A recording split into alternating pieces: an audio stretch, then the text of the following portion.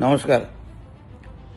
माजी आमदार वैभव नाईक यांनी आमदार निलेश राणे साहेबांच्या पत्रकार परिषदेला उत्तर देत असताना आदरणीय देवेंद्र फडणवीसजींवर आरोप केले.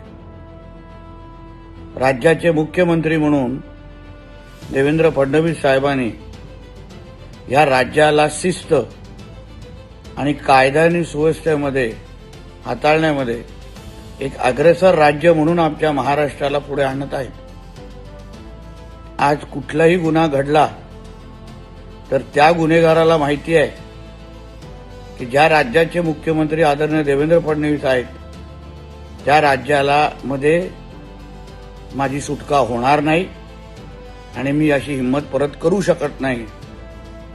अशा पद्धतीची भीती सगळ्याच गुन्हेगारांमध्ये आज बसलेली आहे. खात्यातले काही अधिकारी हे चुकीचं काम करत असले तरी त्या सगळ्या बाबतीवर आदरणीय देवेंद्र फडणवीसजींचं अतिशय बारीक लक्ष असतं. आमदार म्हणून, मंत्री म्हणून आम्ही असंख्य वेळी आदरणीय देवेंद्र फडणवीस साहेबांना गृह खात्यामध्ये असलेले हे काही जे निकृष्ट अधिकारी आहेत, भ्रष्टाचारी अधिकारी आहेत, त्यांना शिक्षा देत असताना आणि जागेवर सस्पेंड करत असताना मी स्वतः पाहिलेला आहे, अनुभवलेला आहे. आणि म्हणून जे काय आरोप आदरणीय निलेशजी राणे साहेबांनी पोलीस अधीक्षकांवर केले त्या बाबतीमध्ये आम्ही निश्चित पद्धतीने सरकार म्हणून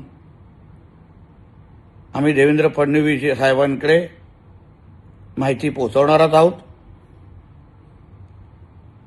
कुठेही चूक झाली असेल तर निश्चित पद्धतीने महायुतीचं सरकार म्हणून आम्ही कोणालाच सोडणार नाही ही आमची ठाम भूमिका आहे. पण ते बोलत असताना ज्या आदरणीय देवेंद्र फडणवीस साहेबांनी कुठल्याच गुन्हेगाराला कधी साथ दिली नाही, आज जे काही भ्रष्टाचार मुक्त महाराष्ट्र, ड्रग्ज आणि गांजा मुक्त महाराष्ट्र, गुन्हेगारी मुक्त महाराष्ट्र करण्यामध्ये आदरणीय देवेंद्र फडणवीस साहेब जे दिवस रात्र एक करतायत त्याला गालबोट लावण्याची हिंमत माजी आमदार वैभव नाईकांनी करू नये असं स्पष्ट शब्दात त्यांना मी सांगेन.